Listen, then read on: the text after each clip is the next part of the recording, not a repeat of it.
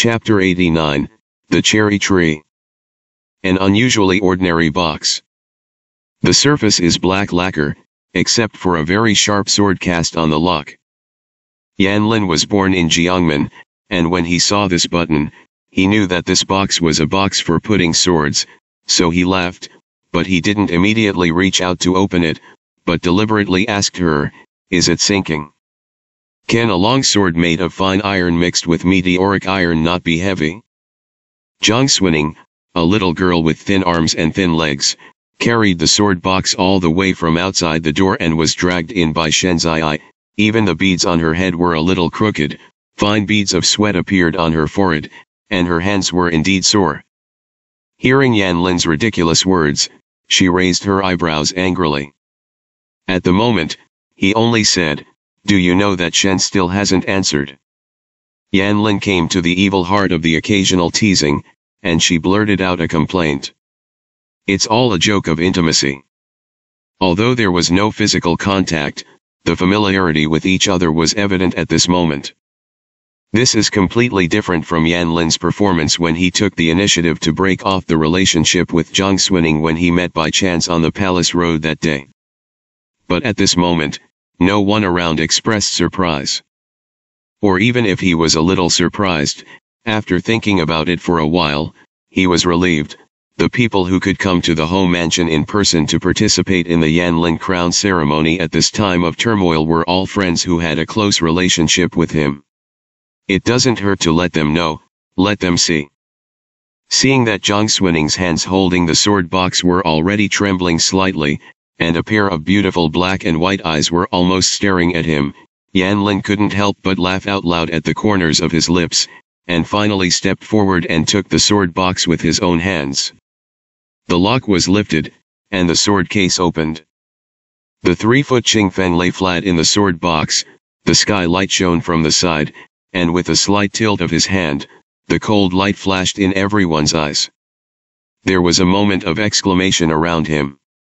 Yan Lin looked at the cold blade, but he was a little silent. With a slight movement in his throat, he looked at Zhang Xuning in front of him again, and said, "Don't you have a scabbard?" The young man's eyes were as dark as paint, and at that moment there seemed to be some moist traces, but with a slight blink of an eye, they disappeared. She felt her heart sore and swollen.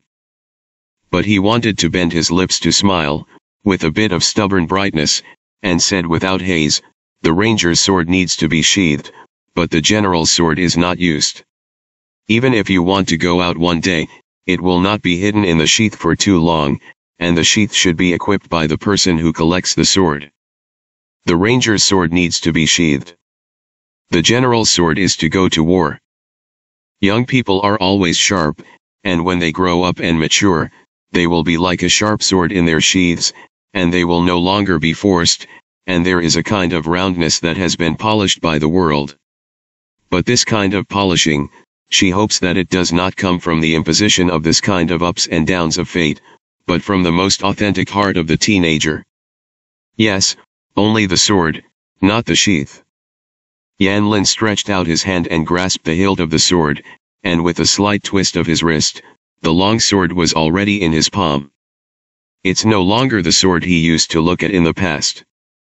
This sword is sharp and cold. Even hideous. The light reflects the autumn water, but it is incomparably in line with the most secret piece of Xiao in his heart. King Yanping couldn't help but clap his hands when he saw it, and praised, "Good sword." Shenzai followed and became curious, called Qingfeng to come, compare with you, and try the sword. Yan Lin smiled helplessly. But at this moment, there was still a long time before the crown ceremony was held, and it was indeed nothing, so he waved his hand and asked Qingfeng to get a sword and try it with himself. Zhang Xuning stood in front of the steps and watched, a little distracted. Yan Lin looked back at her and said, "I like this kind of birthday gift very much." Zhang Xuning couldn't laugh, "I'm afraid I won't catch up."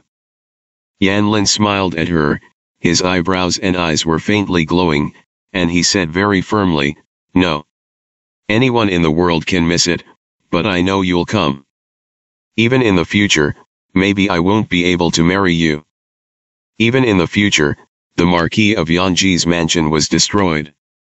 Believing that Ningning, who he was waiting for, would definitely come, it was as natural as believing that the scorching sun would rise from the east and the rolling rivers would converge towards the sea. At this moment, Jiang Xuning really almost cried. The young man standing in front of her would never know that there had indeed been such a possibility, which he thought was impossible. That's when she didn't come. Yan Lin firmly believed that she would come to her crown ceremony no matter what, and believed that she could wait, but in the previous life, whether it was delayed or rated, she just didn't arrive, and she couldn't get in when she arrived. Perhaps it is precisely because of faith that there is such a deep disappointment.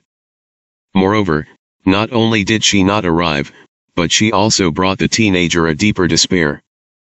In her last life, she was really a very bad person. Asterisk.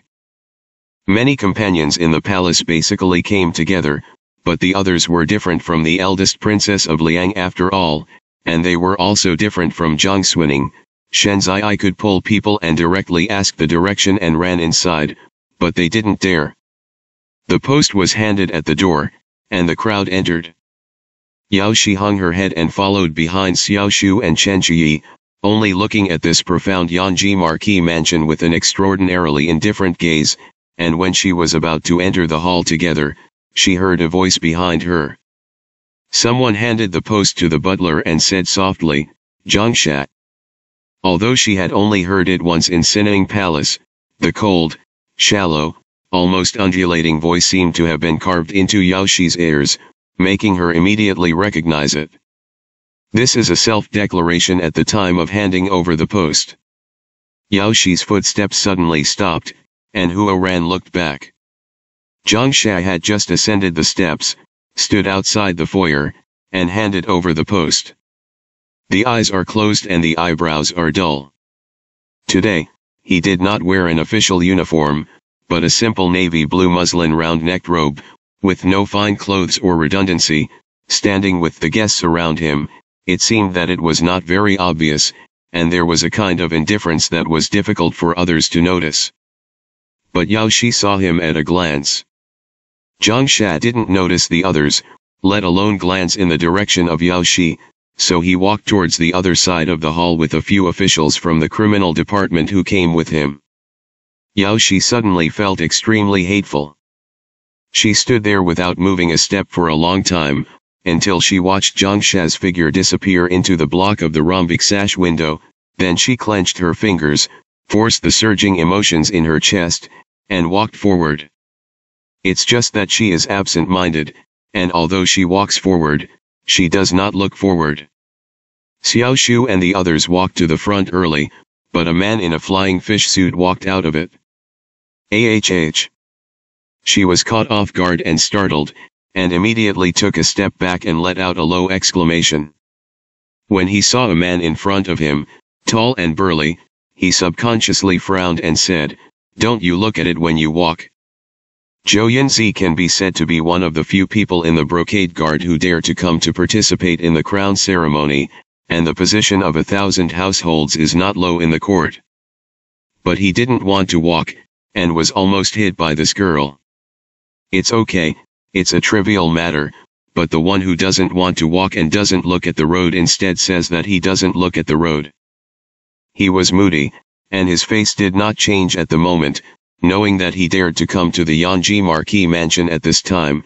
He was either rich or expensive, and there was a certain amount of support behind him, so he only bowed to Yao Shi and said, "Unintentional mistake, I collided with the girl." Yao Shi also saw that he was Jinyi Walai. But her father is a scholar of the 6 ministries, a cabinet scholar, and a prince. How can he look at this small 1,000 households in his eyes? Seeing that the other party apologized, he didn't say anything. She was a girl's house, bumping into a man on such an occasion, her mind was inevitably more sensitive. She didn't speak, flicked her sleeves, and went straight to the direction where Xiao Shu and the others went in front. Zhou Yunzi glanced back at her and asked his colleagues beside him, "Whose lady is that?" The colleague said, Mrs. Yao's family. After speaking, he suddenly said huh, and laughed with a smile, Lord Qin who is also interested. Zhou Yunzi pulled the corners of his lips casually, and only said, ask casually. It's just a little curious about the hatred and resentment hidden in the eyes of this girl when she turned around just now. People who have too strong emotions are easy to be taken advantage of. How much more is such a real and obvious hatred? Zhou Yunzi didn't ask any more, turned around and went in the direction where John covered it before. Asterisk. Xie Wei didn't come early. If he didn't go to court today, his mansion was next door, neither by carriage nor by person carrying a sedan chair, only with a sword book. He walked out of the door, and after a while, he arrived at the door of the Yanji Marquis' mansion. When the butler saw him from afar, he immediately bowed down to greet him. As early as when there was no accident in the Yanji Ho mansion, the Hoye searched for many times in the court and the opposition, thinking about who to ask for Yan Lin's words, but he didn't expect to go down to the court by chance one day to walk with Xie Wei, and after a few words, it was considered a deed, and when he asked, Xie Wei was willing to do so he was naturally overjoyed. So it was decided to ask Xie Wei to take the word. It can be said that among the many guests who came today, the most important one is this one. The butler almost personally led him in, and said with a smile, young Master Xie can be regarded as coming. Master Ho has specially explained, if you come today, please come to his hall and sit down. Xie Wei wore snow-white clothes, with cloud patterns as the bottom, and he was faintly dusty. When you step up the steps, you are like an immortal in the 9 heavens. He glanced at the housekeeper, followed him into the mansion, looked at the pavilions on both sides, but there was a trance like a dream, and only asked, I heard that the Hoye has been sick these days, is he better? The housekeeper sighed and smiled bitterly, how can this situation be better? Not long ago, I drank with the prince of the world, and I didn't listen to it. However, these days in the Forbidden Mansion, taking off the mundane affairs, it is rare to have time to be with the prince of the world, although the illness is not complete, but the mood is much more comfortable. Yes. Xie Wei blinked and murmured, that's fine. Yanji Ho Yanmu lives in Chengqing Hall, just behind Qingyu Hall. When you go to Chengqing Hall, you will pass by Qingyu Hall. All the way to the rockery bonsai, the corridor waist back, it can be seen that it is a mansion that has been on the years, but many of the carved beams and paintings have been newly decorated, and the plants and trees in the house are completely different from those more than 20 years ago. Xie Wei walked here, and he felt very strange.